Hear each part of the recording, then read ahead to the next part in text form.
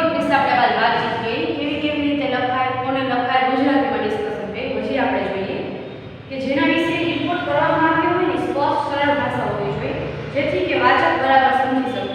Proper લખવા. પછી કોઈ પણ મુદ્દા પર વાચકે ખોટે નહીં ચડાવવાના, જે કોઈ સ્પષ્ટતા કરવાની, અસ્પષ્ટતા કરવાની નહીં. રિપોર્ટમાં વિચારોની ગોઠવણી કરી વ્યવસ્થિત લખવાનું. પહેલેથી વિચારી લેવાનું કે હું આ 10 વર્ષ અહીંયા મોકલું છું અમદાવાદ, તો કેવી રીતે લખીને મોકલું છું. મુંબઈ મેં કરું છું તો કેવી રીતે લખીને કરું છું. પ્રોપર બધી વસ્તુ ડિસ્કશન કરીને જ પછી કરવાનો.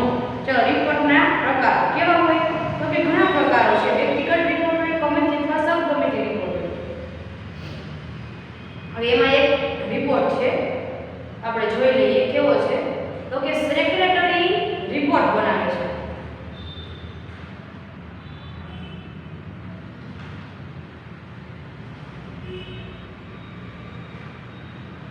શેનો રિપોર્ટ બનાવે છે તો કે as a secretary of the western India. આજે હું તમને પણ સમજાવું છું અને કાલે એ રિપોર્ટ આપણે લખીને સમજશું. ડબલ વાર સમજશું તો શું થશે કે આપણને ઈ મોઢે યાદ રહી જશે, પાકો રહી જશે. આ રિપોર્ટ 2018 માં પૂછાયેલો છે એક્ઝામિનેશન બોર્ડમાં. શું છે ચાલો લખીએ.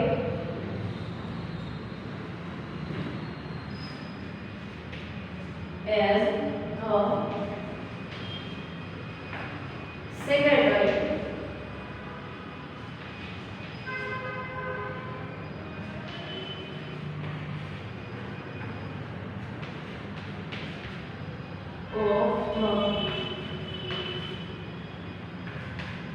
the Western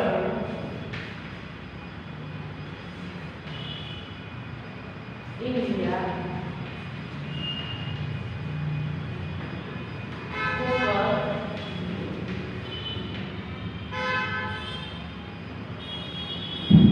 manufacturing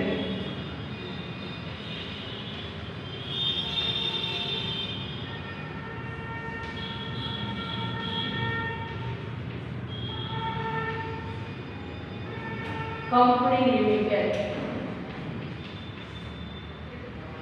You have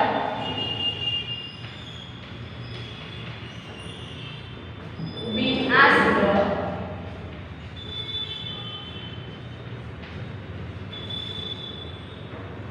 by the board of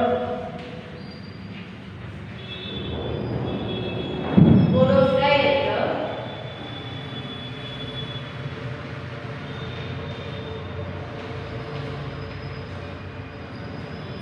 to investigate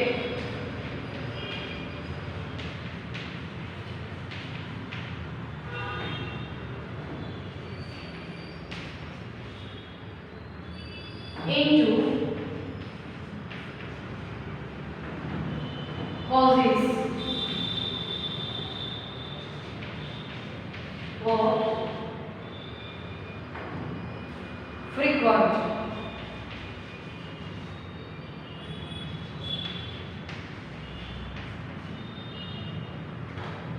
strike by the factory workers.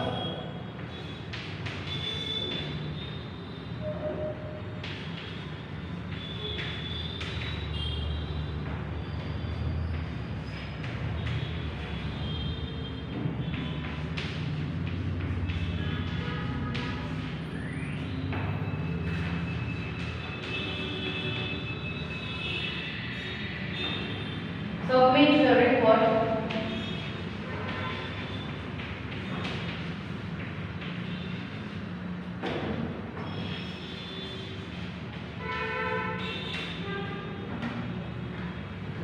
with recommendation to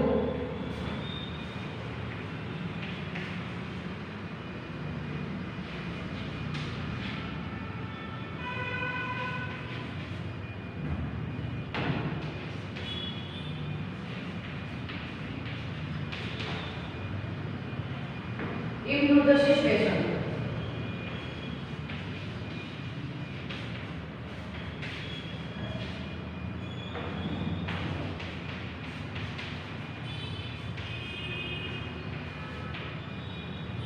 ચલો હવે આમાં આપણને સિચ્યુએશન ક્રિએટ કરી છે. કેવી સ્ટ્રાઇક કરી પેજ મારતા જઈએ આપણે બુકમાં લખી નાખજો આજે આપણે સમજીશું ચાલો is the secretary of the Western India Cooker Manufacturing Private Limited you have been asked by the board of directors to investigate into causes of frequent strike by your factory workers. Submit your report with the recommendation to improve the situations. Okay. કેવો report લખ્યો છે ભાઈ તો કે ભાઈ western Indian કુકરની જે manufacturing company છે એમાં આપણને આ સ્ટેટમેન્ટ કહેવાનું કહે છે બોર્ડ ઓફ ડાયરેક્ટરને સમજાવવાનું કહે છે કે ભાઈ તમે ઇન્વેસ્ટિગેટ કરો તમે શોધો into causes of frequent strike in factory ભાઈ શું કામ સ્ટ્રાઇક થાય છે વર્કરે and submit your report with recommendation અને ભલામણ સાથે તમે સબમિટ કરો રેકમેન્ડેશન ભલામણ આપણે વાત થઈ છે તો મેં તમને રિપોર્ટમાં વાત કરી હતી કે આટલા પ્રકારના રિપોર્ટમાં કેવો છે રેકમેન્ડેશન રિપોર્ટ છે ભલામણ વાળો રિપોર્ટ છે ઓકે તો આ સ્ટ્રાઇક કરી એટલે આપણે કયો રિપોર્ટ લખવો જોઈએ તો ચાલો જોઈએ આપણે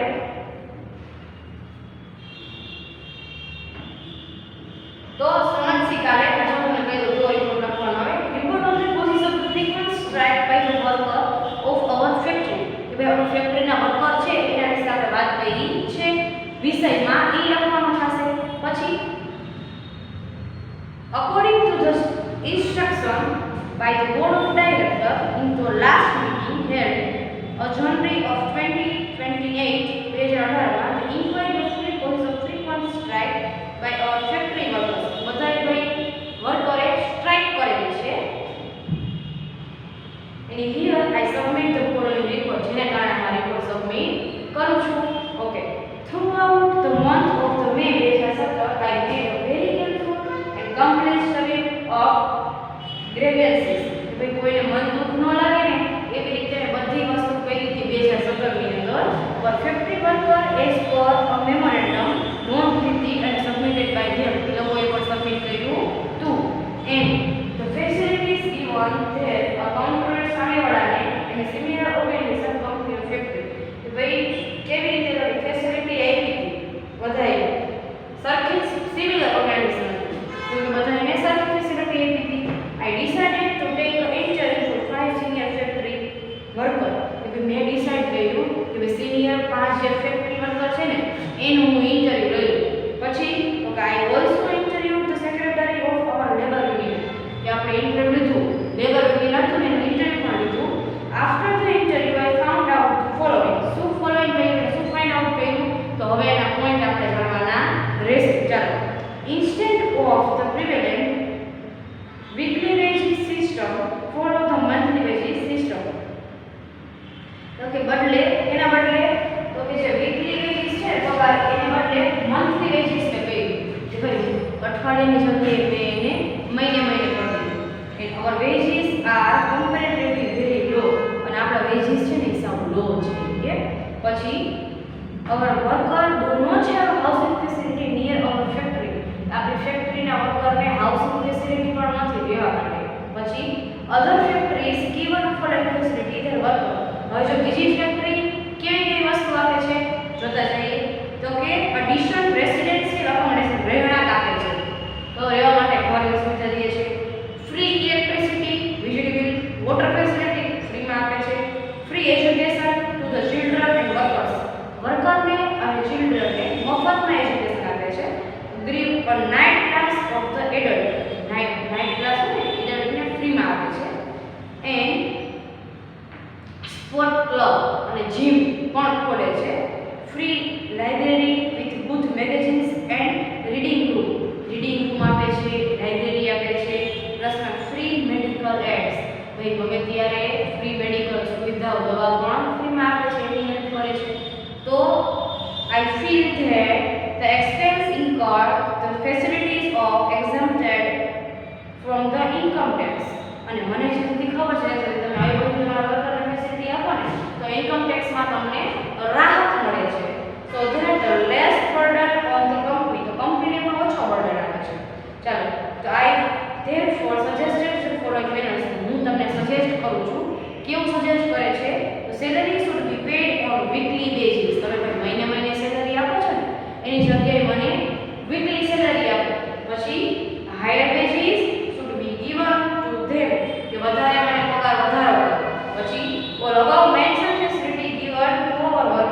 કે જે બીજા લોકો બીજી ફેક્ટરી વાળા આપે છે ફેસિલિટી રહેવાની, ખાવા પીવાની, વીજળીની, એ ફેસિલિટી અમને પણ પ્રોવાઈડ કરો.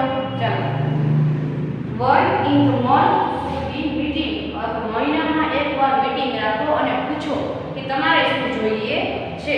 રેકમેન્ડેશન પ્લીઝ કન્સિડર, અને રેકમેન્ડેશન કન્ઝ્યુમર કરે છે કોણ? કે સેક્રેટરી. ઓકે, હવે આ રિપોર્ટની અંદર સેક્રેટરીને પૂછ્યું હતું શું?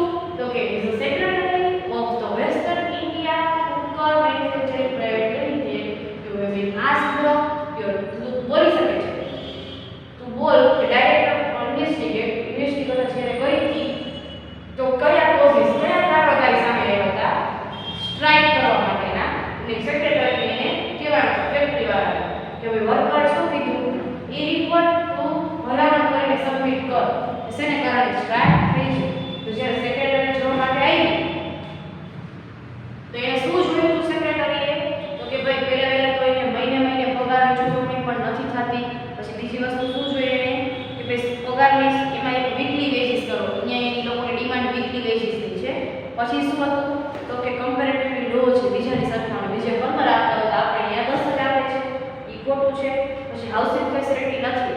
પછી એને શું કીધું કે ભાઈ મેં સામેની ફેક્ટરીમાં પણ ઇન્વેસ્ટિગેશન કરી, અહીંયા બધી જ જાતની ફેસિલિટી ફ્રીમાં આપે છે. પછી એને લખ્યું કે ઉપરની બધી જ ફેસિલિટી છે એ આમાં પણ ફ્રીમાં આપો ભાઈ, આમાં શું કામ ફ્રીમાં નથી આપતા? બરાબર. પછી તો કે સેલેરી છે ને એ વીકલી પેડ કરતા છે, અઠવાડિયે સેલેરી દો, મહિનાની રાહ દેવડાવો ના, અને મહિને એકવાર મીટિંગ પણ કરો તમે, અને સેલેરી એની વધારી દો અને નીચે એની સાઇન આવશે. તો આવી રીતે આ લેટરમાં અહીંથી સ્ટાર્ટ છે. કાલે આપણે લેટર લખશી અને વિગતવાર આજે આપણે સમજો. હવે એ ગુજરાતીના લેટરને જે કીધું એ ઇંગ્લિશમાં કેવી રીતે સમજવું ઈઝી છે, લખી પણ શકશી. લેટરના 10 માર્ક હોય છે, ઈઝીલી આપણને આવી જાય. આપણને હરેક લેટરમાં ચાલુ થાય ને રિપોર્ટ એટલે સિચ્યુએશન ક્રિએટ કરેલી લોકો આપણી સામે. આમાં કેવી સિચ્યુએશન ક્રિએટ કરી?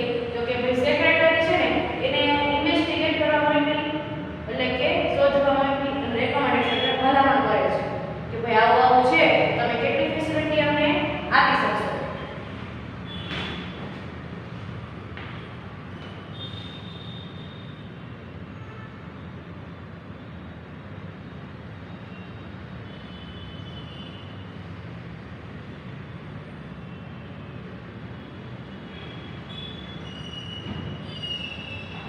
તો રેકમેન્ડેશનમાં આપણને સિચ્યુએશન ક્રિએટ કરે.